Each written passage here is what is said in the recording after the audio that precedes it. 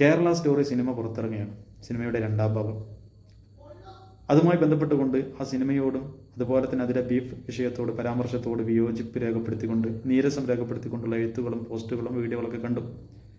എന്നിരുന്നാലും നമ്മുടെ സംസ്ഥാനത്തെ ഒന്നാകെ വ്യാജ പ്രചരണങ്ങൾ കൊണ്ട് താറടിക്കാൻ ശ്രമിക്കുന്ന ഈ സിനിമയെ ഗൗരവ സ്വഭാവത്തോടുകൂടി പ്രതികരിക്കാൻ നമ്മുടെ നാട്ടിലുള്ള എത്ര പേർ രംഗത്ത് വന്നു എന്നത് ഒന്ന് ആലോചിക്കണം.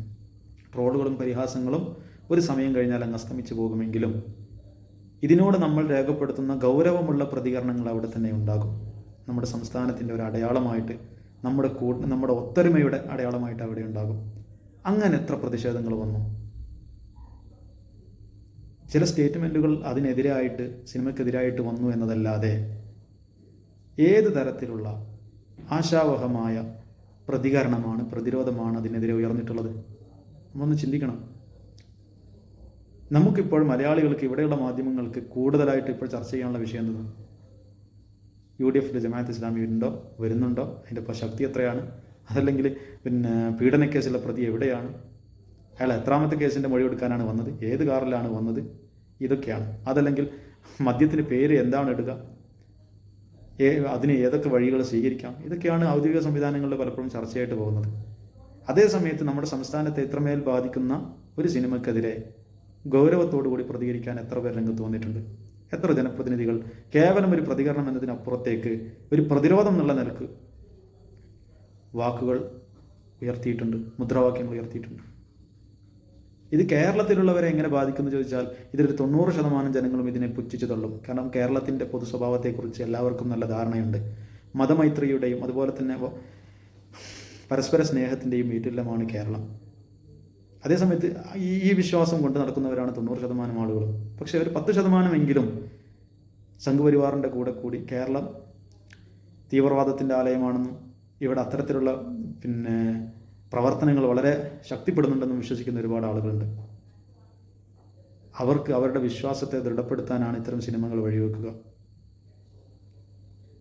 അതുപോലെ തന്നെ കേരളത്തെ മുഴുവനായിട്ടും വേണ്ടതുപോലെ ബാധിച്ചിട്ടില്ലെങ്കിലും കേരളത്തിനപ്പുറത്ത് കേരളത്തെ മോശമായിട്ട്, തീവ്രവാദ കേന്ദ്രമായിട്ട് ചിന്തിച്ചു വെച്ച ഒരുപാട് ആളുകളുണ്ട്. അവരുടെ ചിന്തകൾക്കും അവരുടെ വിശ്വാസങ്ങൾക്കും ഇത്തരം സിനിമകൾ കൂടുതൽ കരുത്തു കൊടുക്കും. കേരളത്തെ ഇങ്ങനെ മറ്റുള്ളവർക്ക് മുമ്പിൽ അപമാനിക്കാൻ നമ്മളിങ്ങനെ ഇട്ട് കൊടുക്കണോ?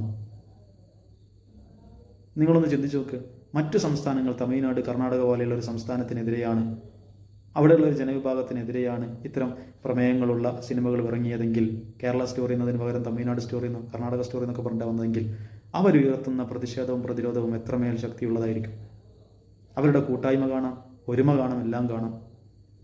ഇവിടെ മതവും ജാതിയും വർഗവും വർണ്ണവും ഒക്കെ മാറ്റിവെച്ചുകൊണ്ടുള്ള പ്രതിഷേധങ്ങളല്ല ഉയരേണ്ടത്, ജനാധിപത്യമായ പ്രതിഷേധങ്ങൾ. എത്ര കാലം നമുക്ക് ചിരിച്ചു തള്ളാൻ സാധിക്കും? ചിരിച്ചു തള്ളാം. അതേസമയത്ത് ഇത് കേരളത്തെ, നമ്മുടെ കെട്ടുറപ്പിനെ ബാധിക്കുമെന്ന ബോധ്യമുണ്ടെങ്കിൽ നമുക്കത് ചിരിച്ചു തള്ളാൻ സാധിക്കില്ല.